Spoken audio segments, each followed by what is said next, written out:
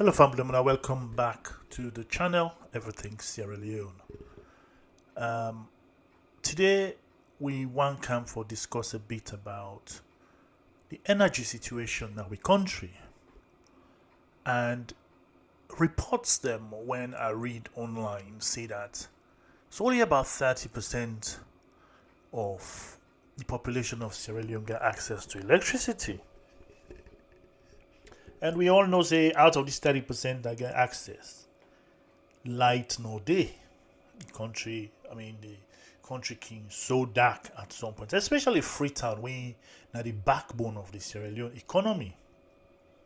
Waiting good electricity, constant electricity, they bring calm to a nation. We all remember say during the SLPP government of Pakaba, Sierra Leone made a struggle from electricity. And we've been struggling for a number of years before that. And the King Tom power generation plant not be able to take the load. And they always broke down. And as the population of Freetown or the country as a whole, they increase, there's more need for access to electricity. We see in 2007 when President Anesbai Koroma take over, they make electricity in priority. And all in Kaba Tiger, the way will be they use and make burn more fuel in terms of petrol. Demand for petrol being for go high. We means to be use a lot of foreign exchange for buy more fuel. That they been done because they been bring temporary light solution where we see containers then come, and we see the country will get good amount of electricity, especially the Freetown, when they are concentrate today because they are the backbone of the country. When it comes to economic activities, they are the backbone. We see the APC government bring down the car powership, but once the APC government fail for do, they fail for talk about sustainable electricity. They bring come a temporary measure wherein we get the ship now the water and they produce electricity to the city. And now we see say we current government don't incur a lot of debts. And we see how the car power ship, the government of Sierra Leone owe them over $40 million. And we see recently Dr. Yumkella talk about the debt to the car power ship go rise up to $90 million. So it look like Sierra Leone they spend more than what they get. And anybody where if you they work in a place, you they get salary, and then you salary not do, you they go trust back at the end of the month, means you're a poor person. You they become poor.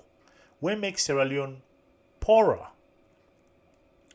We see in 2018 the president of Sierra Leone, now when Dr. Julius Madabio been talk about electricity. One of the things that he talk about electricity, he talk about sustainable energy.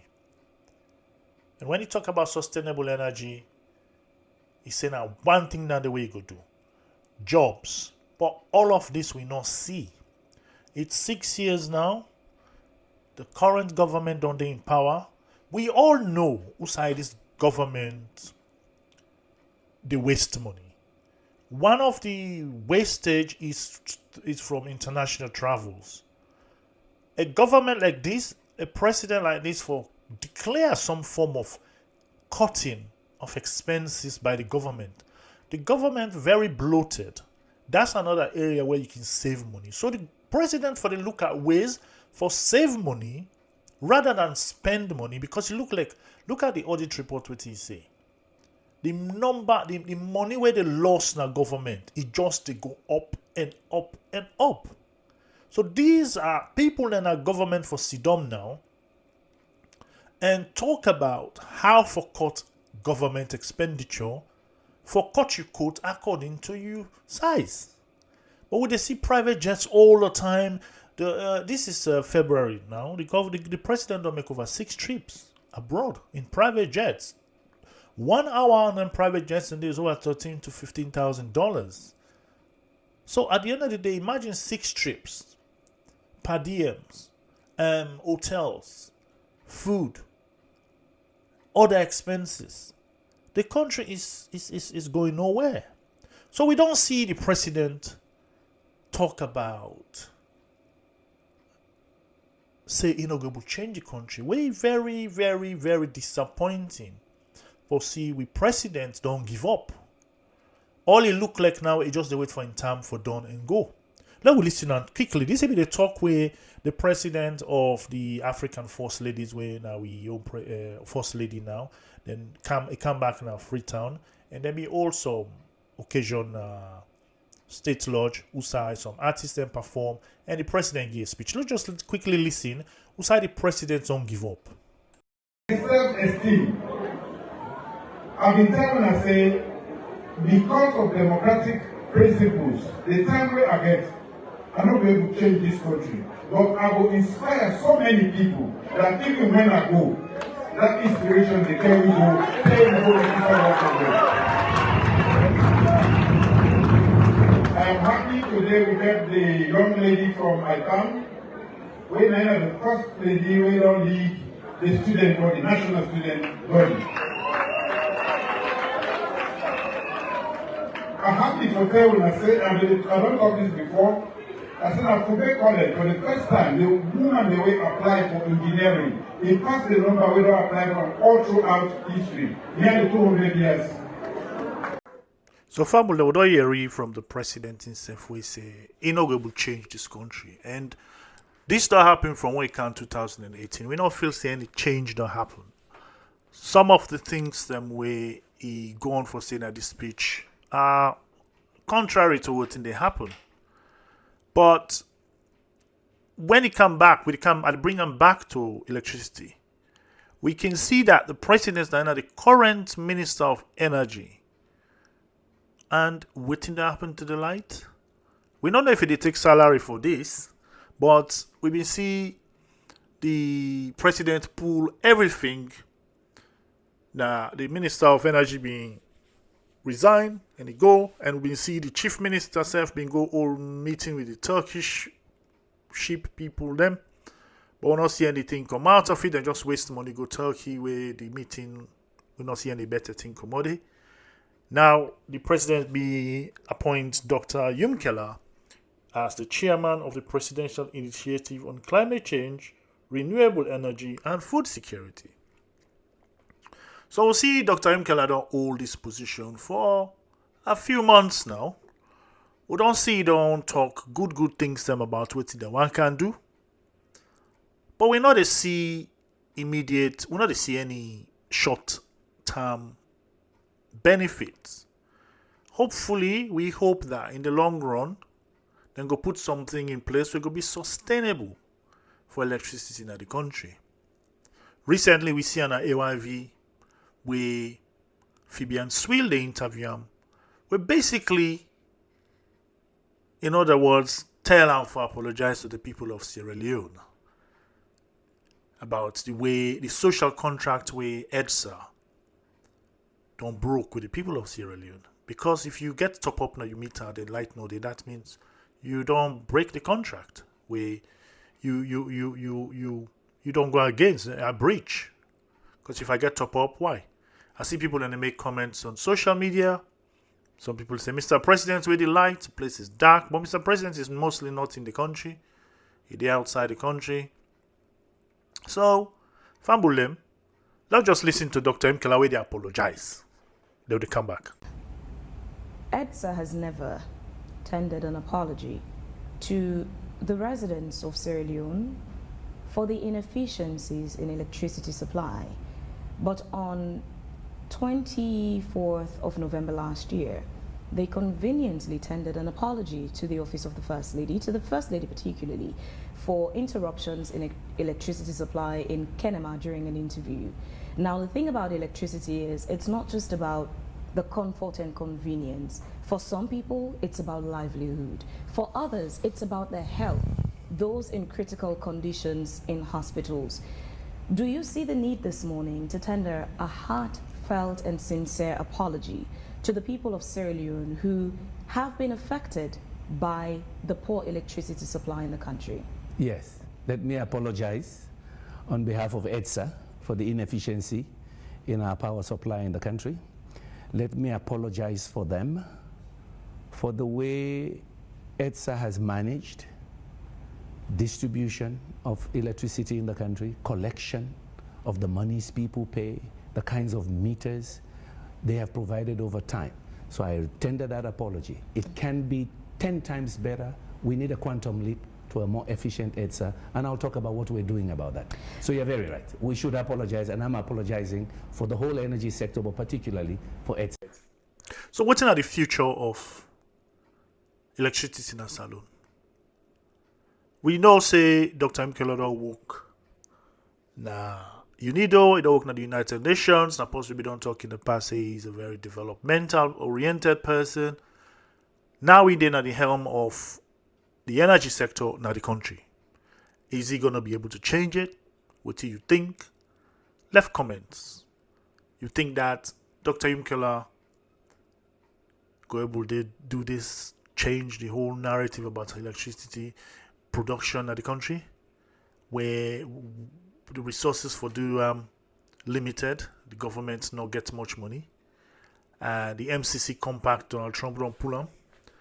So how we go do them? But one video we left for now with now 2017, where Dr. Yumkella highlight the things that we go do if he become president of Salon. And this same video, he also touched on the SLPP, how the values were the reason why he left the SLPP and go from NGC. They talk about square pegs in square holes, where we see her now. We see in North America, they're going to make a director of communications or whatever. We don't know nothing about communication. You get so many people in diaspora. So many people in the diaspora, we specialize in communications. So many Sierra Leoneans are in the diaspora as well as in the country. We can hold that position there with knowledge where they don't learn. Bring and come. Take the one from abroad, experience where they don't work in companies abroad and bring and come into the country. These are what we call developmental programs, plans. So now listen to Dr. Yumkella. We be talk in 2017 about what he go do if he become president. And now we see what in the industry and state enterprises, 94, 95. Before that, I was teaching and doing research at Michigan State University in the US. Before that, I was doing my PhD and also served in the administration at University of Illinois College of Agriculture. Mm-hmm. And you've clearly held a lot of positions of power, positions of influence, positions of responsibility. So how or what have you done to benefit Sierra Leone with these particular positions? Oh, I've done quite a bit. I mean, first of all, when I was teaching at Michigan State, I used to organize the Sierra Leonean community there to send books back to schools here through the Catholic Church, Caritas, Bishop Ganda. We also hosted him there on the campus for about a week to promote Sierra Leonean educational institutions. I remember that I took a leave from that job as well to come here home and serve as minister when things were very tough during the war years. In addition, you've heard of the many UNIDO projects here that ran over almost 15 years in this country. In addition to that, when Ebola struck, I came here 4 times. I went on the global scene, Al Jazeera, CNN, BBC, you name it, their top shows, just advocating for more resources for our countries that were suffering. At that time, the resource flow was very slow. At that time also, it's on record, I linked President Koroma to the WHO Director General. I facilitated that first discussion between them. In addition, apart from the projects I mentioned, I helped to support investment promotion initiatives, especially by President Ernest Bai Koroma. His first Sierra Leone is open for business conference in London, I facilitated for him. I was the moderator and facilitator of that initiative. But there are many projects in this country. The most one that is debated today is Banka Soka, the Fisheries Training School, the Standards Bureau. We supported a lot the Investment Promotion Agency here. So there are many things one tried to do for the country to benefit from the role we had. The last thing I did before leaving, I actually flew in here to persuade President Nkrumah to send his Minister of Energy to my last major event at the UN in 2015 to sign an MOU with the EU for energy sector support. And before then I had supported other countries to get that, but we were left behind, and the videos are there when I facilitated, and they actually fast-tracked it, again because of goodwill.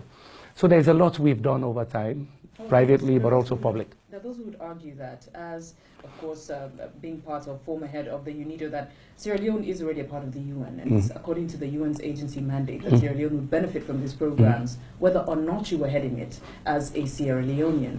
So you can those who say you're laying claim on something that would have happened anyway. No, it would not have happened anyway. You can see the difference. I stepped down 4 years ago. Go check the portfolio. The portfolio here is less than $300,000. You go back and check the 8 years of Yumkella. You'll see it's millions of dollars. The fisheries training school alone is about 1.6 million. By the time you think of Bankasoka and the many projects, the project portfolio volume here was much larger. Why? Because I helped personally to talk about my country. You can see the videos. I was marketing my country. President Nkrumah himself has said it over and over, that this guy was raising our flag everywhere. Whether I'm on CNN or somewhere else giving lectures around the world, I took my country as a microcosm. Because at that time, you have to understand the context. It was always ranked at the bottom of the heap. 2008, lowest human development index. So I always said to colleagues, if all the theories of development and paradigms we propose are true, let's start from a small country like Sierra Leone. So sometimes they will call my bluff. Okay, we'll do something in your country. So yeah, there are a lot of those, and as I said, you can check the portfolio yourself as a media people. Go do your research. Look at the portfolio of programs in this country from 2005 to 2013 when I stepped down. Then you look at the last 4 years. You'll see it's a minuscule today. Because yes, and people just assume that things will just happen. They don't just happen. Sometimes you need champions to promote your cause.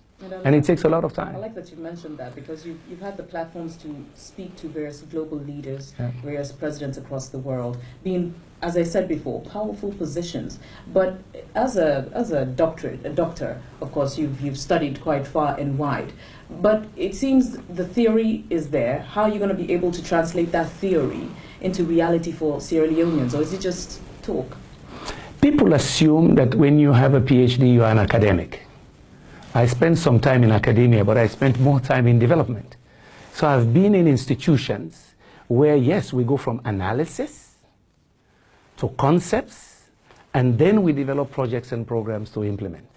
So there's always some link between analysis, theory, and practice, and then the feedback to improve the knowledge, so you improve the impacts you have. So I have done that in my career in development. I have always been at the forefront of creating new initiatives and programs based on theory. For example, I was director of Africa programs for some time, actually helping to formulate industrial development programs in countries and supervising those who do it. I did not stop there. I also served 3 years in Nigeria doing actual projects. So there are some ministries in Nigeria, when you say Dr. Yumkella, they say, yes, he helped us. If you go take Nigeria, for example, I used to leave Lagos to go all the way east to Anambra State, Enugu. There is a place they call Aba, helping the leather producers, the garment producers, going to the design center in Newe. You can research these things. What am I saying?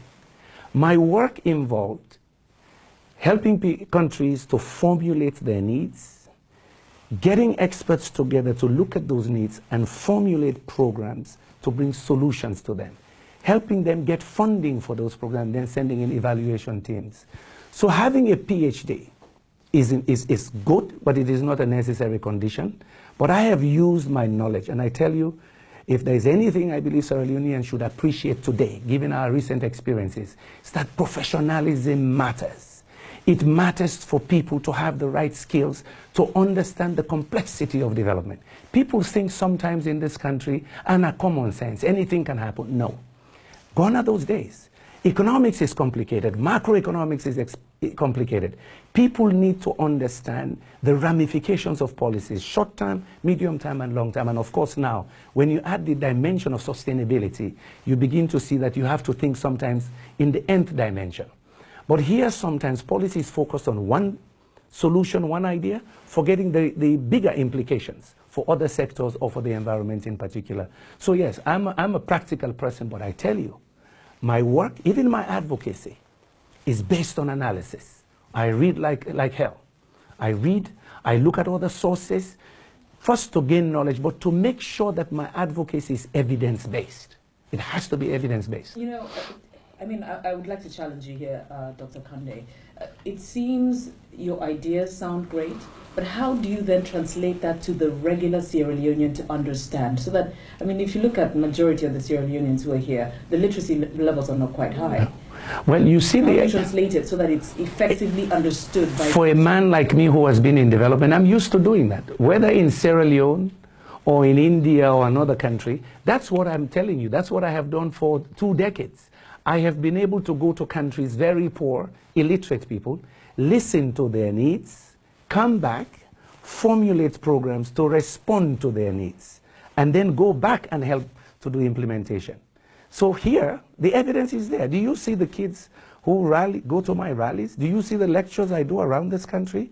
These kids are hungry for that knowledge, and I break it down. Recently, in Kenema, one of my best examples, I tell friends around the world, I say, imagine arriving in this location. They had told me it's a student forum. I say, you have 2,000 people packed in the hall, and I was trying to gauge my audience because I was going to talk about sustainable development goals and sustainability. So I asked the audience, how many of you are students? They raised their hands, 1/3. How many of you are traders? Oops, another 25%. So I said to myself, now how the heck am I going to explain sustainability and intergenerational equity in Creole? But I've been able to do it here. I've been able to convince kids about how we came up with the goal number 7 in the Sustainable Development Goals. What does energy access mean? What does it mean when you have energy as it relates to the health sector? And I've seen the feedback from them based on their questions, that they get it. They get it. And the ordinary people, I've been around this country. I've been to the slums of Mowaf, Kanike. I've been to slums in other towns in this country. Yes, I connect. I advocate. I connect. I listen to them. And by the way, I learn their languages too, meaning that I learn to understand them, because some of my interaction with them is in fact to teach myself. I came back to this country deliberately 2.5 years before elections. I realized that I needed to learn more, to understand more by going through the process, to understand how I can adjust what I have learned, what I know, to the realities of this country. So I am not just somebody who flew in last minute to try to run. No, I have spent over 2 years here to understand even better my people and to begin to analyze, again, based on my professional training, the problems they have and the solutions they think they need. Let's talk about one of the contributions you mentioned in the energy sector, the Banker Soka Dam. The government is refuting that you contributed, or this was one of your contributions to the energy sector. What is the true story? The true story is that, yes, 2012, we brought that project here, but it had a history, almost 6 years. Remember, for an energy project of that size, you have to do pre-feasibility study, feasibility study, design of the technology, secure investment to come in and get an implementing agency. In this case, a Chinese company implementing. So when people think Banker Soka just suddenly came when the APC government came into power, hell no. But you know your best evidence, that's why I was trying to, I have the video here of Mr. President, 2012, April. Play it for your audience, in the public. So let them judge for themselves. How can people have amnesia after 5 years? That project, to just state on KYB on Sunday, we will be willing to play this clip. We'll give you the clip of Mr. President. You hear his voice. Let the people hear his voice.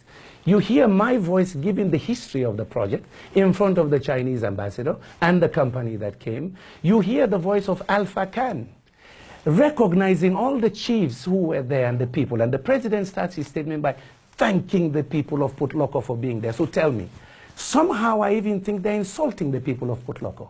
You cannot 5 years later tell the Port Loko people that it never happened, unless you want to abuse their intelligence. They were there. In fact, they were there when we were visiting the bush, looking for the site. If that is not enough, I give you another reference. The Chinese government, CCTV, did a documentary called Yumkella, Man of Energy in 2013, a year after we had inaugurated this project, which they aired for months globally. A good part of the segment is on Banka Soka. So if our own videos that are in YouTube are not enough of what happened in April 2012, then watch the Chinese CCTV. So when I hear people now saying, oh, it's a Chinese company, of course it's a Chinese company, because you design the project, but when it's Chinese aid, a Chinese company implements it. So when I hear people now doing revisionist history, but let me tell you what is sad about this. This is the typical way governance has been done. People go hungry in this country, they lie to them that they're not hungry. People don't get salaries on time and say, oh, everybody gets their salary on time. The WHO tells you 4 weeks ago, this is the worst place to be a youth. You say, no, the youth are happy. Propaganda has a limit. And as they say, you can't fool all of the people all of the time. When people don't get their salaries on time, they know it. When youth have high unemployment, the people graduate 3 years, they don't have a job, I don't care how much propaganda you make. And that's why we're in governance. We are stepping forward to say the lies are enough now. We want facts. We want data. You cannot tell us that they didn't steal Ebola money. Even when the British papers, unfortunately, last month, the ICRC also says, oh, Sierra Leonean entities stole over 2 million. So the propaganda is enough now. They have to know that with the youth bulge we have, and the potential that our population could double in a few decades, that we have a crisis looming here if we don't grow this economy, if we don't improve education, we'll be shortchanging these kids their future. So all this propaganda, when I saw what happened in Banka Soka, let me tell you, I knew it was going to happen. I said, I welcome it, bring it on. Because then we go to the Port Loko people, and I really tell them that they're trying to abuse your intelligence. It's the same way they lie about everything else, even the corruption in the country. But we'll expose it. Let's talk about the political situation. The political reality in Sierra Leone is that most people are ingrained or actually born into the two political parties, the two major ones, the APC and the SLPD. Now, you just started your campaign barely 6 months before the election. How do you think you are going to be able to change the mindsets of Sierra Leoneans? The premise, first of all, is wrong. I had a movement in this country since 2013. Kande Yumkella movement, KKY movement global, in this country. It had structures across the country. I have been back in this country over 2 years. So I'm not starting my presidential bid now, remember. So I like it when people underestimate. You just declared the other day. No, what I'm saying to you is people knew. I didn't hide it. Before coming here, I already did a town hall in London in July 2015, saying I'm stepping down from the United Nations and I'm going back to my country to see how I help bring development there. So everybody knew, and I've been interviewed ad infinitum, but I've taken my message around the country. But let me address your central thesis that people are stuck to their parties. Well, I've already demonstrated to the nation that you don't have to stick to tradition if it keeps you in the bondage of poverty and ignorance for too long. So I know it's resonating with the kids, and you hear them around the country. Change must come.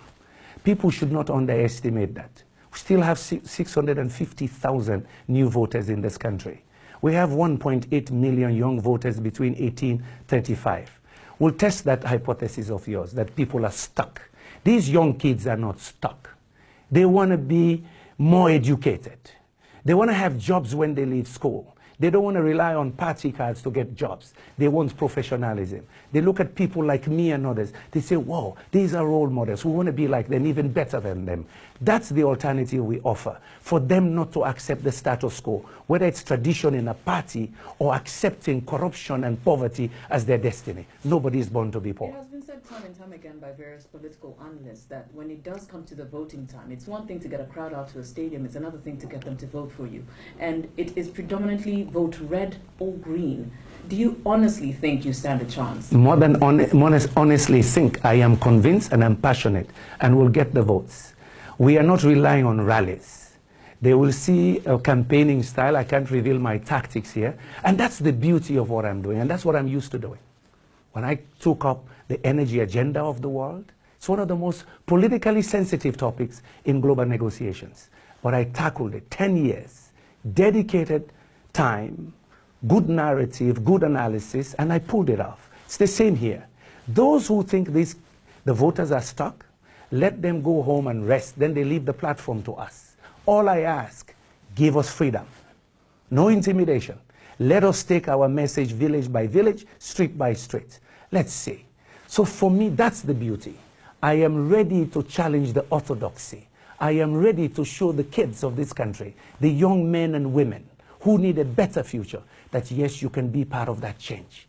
Let us not accept poverty and the bondage of corruption as our destiny. You can change it, join me. So we will see. Okay, I'll be happy to sit with you in March and say, whoa, I'd be happy to I am the new president of the Republic. You seem quite confident. Very much so. About this race that you're getting yourself into. Presidential campaigns are the most expensive. Anywhere you go in the world, it requires a lot of money. It seems that you put your monies together. Sierra Leoneans would like to know how you got your finances together. Well, we're asking people to help. I'm using personal resources as well. Some friends are helping, to support. People are contributing T-shirts. Some would give us airtime as well. So it's a people revolution. Obama did not have money. He relied on movements. That's why we were smart enough. We created a movement 5 years ago. So yes, every now and again I call up diaspora folks, and suddenly they put together, they send $10,000, or they send materials, they send printers, computers. So we rely, that's why it's a people's movement. That's what is new here. And I'm happy. The secret to your success? The fact that you're pulling in various people to be a part of it? Yes, that's why we're a coalition of progressives. People think the coalition only has to be a coalition of parties. If you check again, I'm a very consistent person. I did a speech at Howard University almost 6 years ago, and I started talking that Sierra Leone needs a coalition of progressives. Progressives are in APC, they're in SLPP. Progressives are young men and women who are just ambitious for a better nation. They're dreaming of being like Ghana or Kenya. You understand what I'm saying? So we're trying to rally those, and I tell you they're coming from every nook and cranny.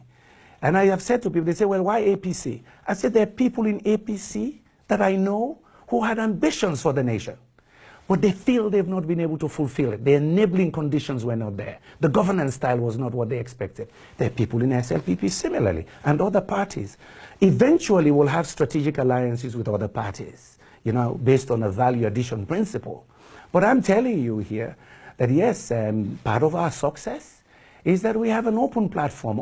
It's the Rainbow Party. Everybody comes in. Are you shopping around for other political parties? Which political parties are these that you're going Several of them are approaching me. Several of them are approaching me, and we're in good conversations. Some of them, the conversation has been on for some time. But I've seen, yes, an increase in interest. But again, as I say, a discussion based on value addition. Remember, I was in industrialization. I'm used to value addition along a value chain. So yes, we want to collaborate with you, but what do you bring to the table? What's your support base? Yeah? What's your message? What's your philosophy? It's not just for the sake of lumping together parties, no. But we know we have a robust engine. If we have to go alone, we're ready. We're ready. All right. The Citizens Manifesto is demanding that all presidential aspirants declare their assets publicly. Are you going to do it? I believe it's a good proposition. I'll do it if everybody signs off that we all do it together. When are you going to do it? Does well, it depend on other signs? It depends, because those who have ruled this country for a while, I believe they should also be asked to do it. So we all sit on a table, we sign a memo. We're not going to do it piecemeal. We've seen Kabaremba, who's also a flag bearer, declaring his assets publicly. Why can't you stand out amongst the crowd, be part of the change, and declare your assets? I'm not a show-off. All I want to do is, I need the principals as well to play ball. So what I say to the NGOs, 700 NGOs put that manifesto together. Invite all of us. That's what I'm used to doing. I'm used to having MOUs and communiques signed by nations and entities of interest groups. I want all of us to submit ourselves to that. Samura Kamara, Mada Bio, myself, and others. Everybody. And I'm ready. So one of your clarion calls is that change is coming to Sierra Leone. Break it down for the ordinary Sierra Leonean. What does this change? The ordinary Sierra Leonean, it means that we manage the economy well enough So we put inflation under control. It's at 18% now. Yeah? What's the inflation mean? It means a rest there. It don't come off from 150 so say 250. You bring it down. And that change mean. Does that mean more Yeah? money in their pocket? It means more money in their pocket, my sister, yes. They can now pay school fees for their kids. Yeah, they can pay for their family in hospitals.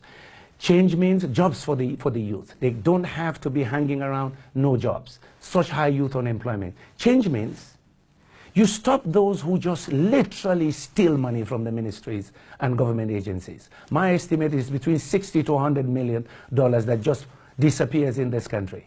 And you also control your expenditure. We were told last year that there will be austerity measures. Go read the IMF and World Bank report. There was no control over expenditures, but we'll debate that when we start debating and look at economies. I mean, the economic issues. So change means we reduce that corruption. So we have money in our hands to put toilets in the schools, to give clean water in the schools, to pay the ex-servicemen good benefits and bring them back into productive life, to make sure we don't have teachers here who are not on the payroll identification system. So that's what change means in simple terms. But it also means the market woman sells at the end of the day because inflation is under control. They have enough returns to go home and feed their family. Today they tell you, I go to the markets. I campaign like hard in this country. You go to the market, say, pa after I don't sell, better no day. So until they get for sell the oil in container for like even get small thing for go back in the house. We have to change that dynamics. The other thing change means lower that interest rate. Private sector here have to borrow 23, 25%. They literally just work for the bank. Why? Because the government is bankrupt. They're raiding the banks. I have the data. Yeah, around 2011, $722 million in external debt. Yeah, by 2016, June, July, it was 1.2 billion. Domestic debt was 3.3 trillion last year. It's about 4 trillion now. So what do you do when you don't have money? You raid the banks. You put more treasury bills and bearer bonds. Interest rate goes up. Businesses cannot borrow. They can't employ. So you see, I broke change down for you. It means more hospitals. Yeah? It means when you're doing a road that is $1 million per kilometer, you don't make it $4 million because the $3 million was supposed to go to the education of our kids. It was supposed to go to the hospitals. But yeah, somebody has become rich. And because he's rich, he says he should be president because he was smart enough to be a kleptocrat. That's what change means. And you don't rob the kids of their future. And you come out, give them cash, they dance behind you. Realistic with your ambitions, given the fact that the minute you do get into office, and I will ask you about the first 100 days you get into office, what you plan to achieve, but the minute you get into office, there's a previous government you have to deal with and what it is that may have happened in the previous government. And then there are your plans. Yeah. Promising the youth employment, promising hospitals to be built, promising an economy that's going to flourish. Isn't that a bit too much to be promising the people of Sierra Leone? Is there reality in this? You wait to see my manifesto. We're going to have it first 100 days, first 2 years, 3 years. Yeah, there are some targets, building such facilities that would be medium, long term, medium term like 2 years to the 5 years. There are other things we can do quickly. So I'm very much aware of that. I'm a development expert. So I know what you can do, low-hanging fruits in the short run, what you can do in the medium term. And that's what makes me distinct from some others. So I'm a development person. First 100 days, there's some, First of all, you have to set the tone of government. I have to choose a cabinet that people will be proud of. Square pegs in square holes. Not so everything a common sense. Yeah. So I put the right people in the right place. Are you willing to choose from across the divide? It's not impossible. It's not impossible. Obama had to do it. Others have done it. It's about professionalism. If somebody has gained good experience, was a good professional in SLPP or APC, I approach them. Would you like to serve your country? Because I know you have the skills. We do it. It's not impossible, not at all. So you set the tone from the beginning. Second, you make everybody understand that results-based management is important to you. So there are some key ministries that I'll be visiting often. Start from the get-go. I go to the ministry, sit with the minister, meet their top directors, talk to them about the agenda and the results we expect, and ask them, how do I work with you and facilitate so you can deliver on those results? So we all have an understanding of the results I expect of those key ministries. And we'll repeat that periodically. Yeah? So first 100 days, set the tone on accountability, results-based management, and professionalism in the service. The other things you do, I declare immediately an education emergency. Under that, you will see our manifesto, a number of things we're going to do. The educational system is very bad. People have been robbed. But there's some things you do immediately. I announce immediately I have no interest in being Chancellor of the University of Sierra Leone. I don't need that accolade. Let the academics do what they do best. Don't politicize it. The granting aid program, let us make sure it's transparent. It's also not politicized. Bamanja report. I don't want to reinvent the wheel, and I've said, you will see in our manifesto, key principle. We scale up what is good. So we have to spend time to look at the good things our predecessors have done. We scale it up. The things that were not good, we see how we change them, and some that we can change fast, we change. Yeah? So in the first 100 days as well, there are things like that in education that we'll do. I also would like to get rid of the forms, the payment for forms, 500,000. You know how many kids have asked me to buy forms for them, application forms for university? And I said, but this is not necessary. All we need to do is make it online. They come there, they apply, it goes back. The university has less administrative responsibility. No internet penetration in this country. Oh, we can organize it. We can organize it. You can do those very application centers in the university, so they get free computers anyway. But I invest in it. Because I don't, for me, it's a barrier to access. And I believe education is the biggest liberator. Another thing I can do in the first 100 days, one thing I know for sure, the international community and the people of Sierra Leone invested heavily in developing various health sector plans as a result of Ebola. A lot of brain power and cash went into our recovery program. Yeah? Of course, we've not been able to implement all of them in 2 years. So I talk about a social sector accelerator program. Why accelerator? Don't reinvent the wheel. The good ideas that have been put in here, researched and developed, we accelerate implementation. And we can do take that report, we can do fast track in implementing a number of ideas. So I just gave you a few, some in economics, some in health and education. So what's going to be your signature involvement once you get elected? Meaning what? What's signature if you involvement? look at the current president, Dr. Ernest Bai Koroma, his signature was infrastructure. What is going to be yours? What is the Dr. Kande Yumkella government going to be known for, or what would you like there will, to be? There will not be one only, because the problems we have are more serious. And this is the problem if you don't understand economics in full. You skew all your efforts in one direction.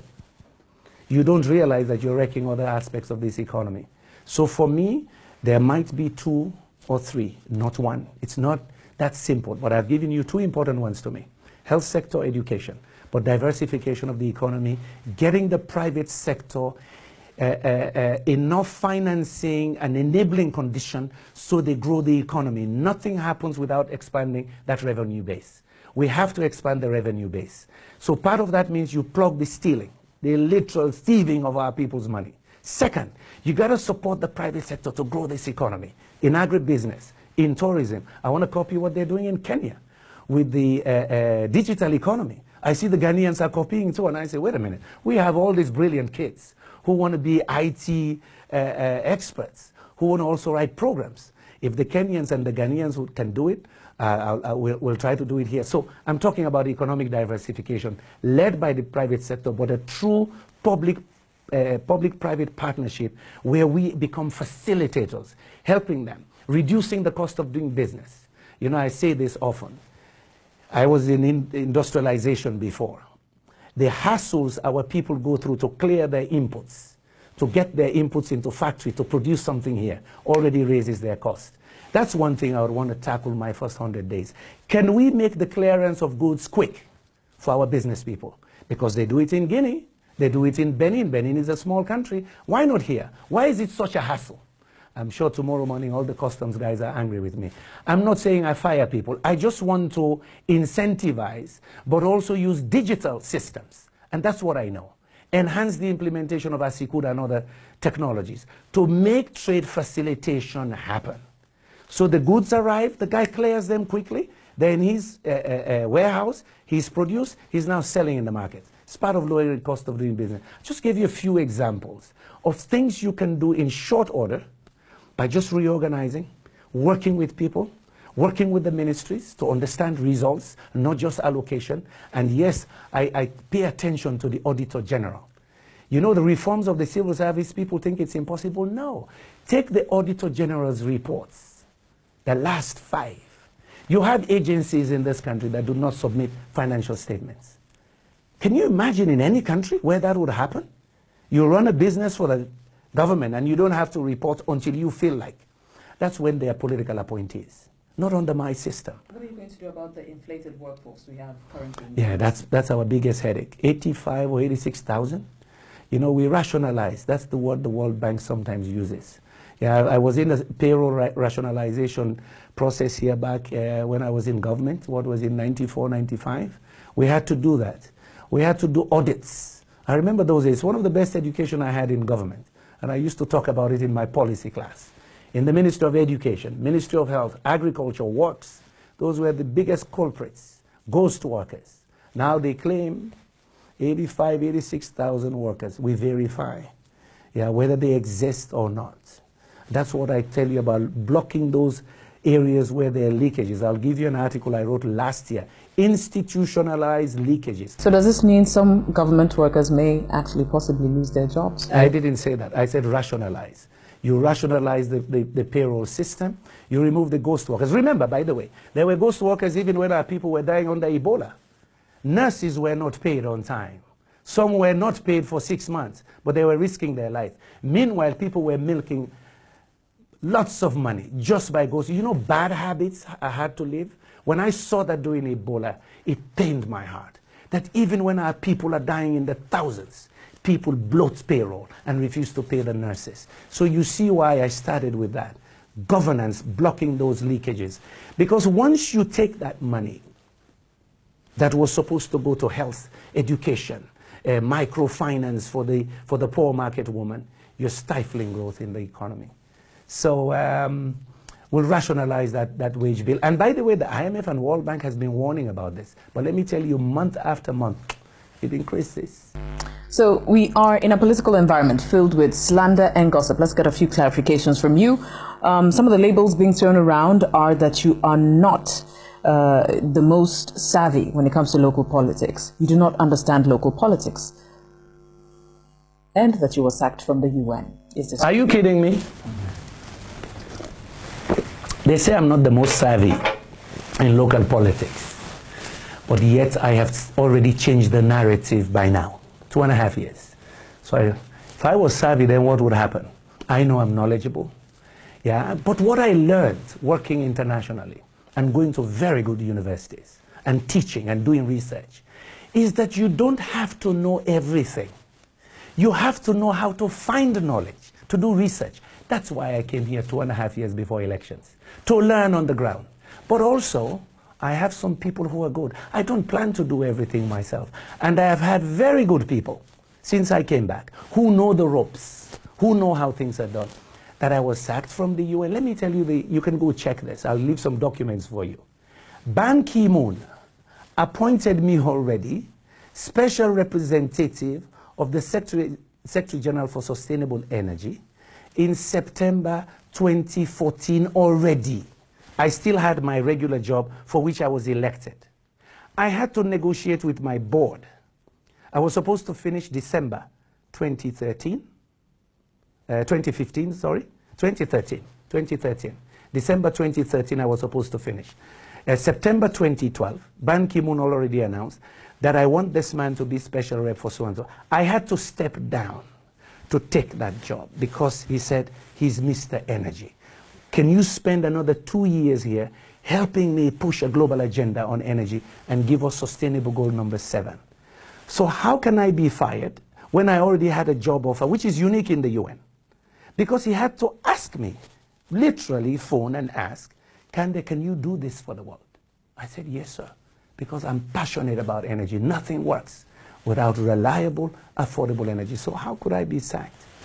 Yeah, it's a sacrifice for my people. Yeah, that's what I have done. A very good career, 10 years on the Secretary General, before I was even 55. I could have stayed there till maybe another 10 years. But I gave it up to come here and help fix the problems, bring progressives together in a vanguard movement to say our country will be great again. Salon force. So did you jump out of the SLPP because you wanted to lead at all costs? I left because values are different. And that's what I want the young generation to know.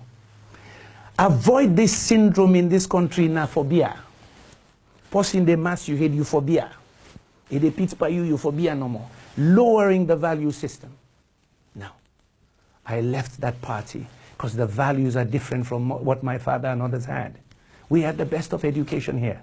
We were not known for violence. Now, but I don't want to spend, I told people now, I don't even want to think about it. I don't want to think about negativity. I'm in my innovation mode. Yeah, when I worked internationally, my friends used to say, Kande gets in a mode, which is his creative moment. That Zen period, you see what I mean? And he just goes off. Initiatives, ideas, policy, strategy, targets. That's where I am now. My target is, how do I beat these guys? How do I get 1.8 million voters first round? That's where I am now. So I don't spend time on the negatives. Now I'm looking at numbers. Where? How? And then we cause a new youth revolution where we see young parliamentarians that are in their 30s, young councillors in their 30s, trying to define their destiny, not relying on somebody else's crooked, kleptocratic ways of trying to deprive them of a bright future. That's where I am now. So not in that old negative SLPP mode. I'm now thinking about the future, about winning. All right, you've heard about your vision and some of the plans you have for this nation. So it is important here on AOIV on Sunday because we are the voice of the nation. We represent the voices out there that you speak directly to the nation, preferably in Clio. If you could look at this camera right here and let them know what you would like them to know. Well, Salon people, they are not saying when they watch this program, we don't do most of our English. I want to tell Una thank you. Una will give me the chance for I be the flag bearer for NGC, the National Grand Coalition. Yes, we talk about change. Within that change they mean for you. It means that we sell na market money left na your hand for feed your family. It means if you're a youth man, you get good job. You get dignity na your host, then they respect you. It means if you're a nurse where they work, then they pay you a month down because you help other people. It means if you're a teacher, we not get PIN code 30 days, we defend PIN code for you because while you teach, we picking them better. We go make you become a professional. If you're a serviceman in this country, military, police, we go look at una conditions of service. We go make sure say una get security of tenure so that you become depoliticized. The una way the university, we they depoliticize una university. Me I no want be chancellor of University of Salon or Jala. Let them professor then do them work so then go give una the best education where we be enjoy. And you know, sick man business bokuna ya. Ebola don't deal with we. But we go change that also. Now that change means a good hospital. Now this country, woman, they go born picky, they die, before you glad the way they go born, they afraid if they come out there. Now this country still more youth man they die than any nation. That's what WHO say. When I go look the report where they pulled 2 months ago. We want to change that. We for better. Where they watch Arsenal and Manchester and Real Madrid, Chelsea. You they see how them picking and then they live well. You see how them body they. Now that's I want for now. Let other people call it we safe. Let Ghana man can I call it like how they call it. Let una left for go Banjul and Guinea no more for buy markets. Why the young cheap pass we on? Now because we get for clear certain thing there. So we say get free ports. Let una do una business fine. Yeah? Now then thing and they will want do for una. But all that's not the work if you not get good leadership. Me can the Yumkella come for work for the common man. By the grace of the Almighty, inshallah, we go reach there together with una. But not to me one get for do amo. Now we all get for join on. And they look for them good young boy and young girl. We believe say themselves for take charge of their destiny. Can't join NGC log you symbol. So you go be councillor. So you go be MP. But hey, will they go check na your community if they want you? Or go check na your community. But do ya? Una not afraid. Now time for come forward. Then youth man, then young girl, now una get this election. Let no poppy, no shape money pa una. The money where they bring, now the money where them if you don't give una forget job. Now that Ebola money son don't cancel. We don't want that. We want next time where politics can in 5 years.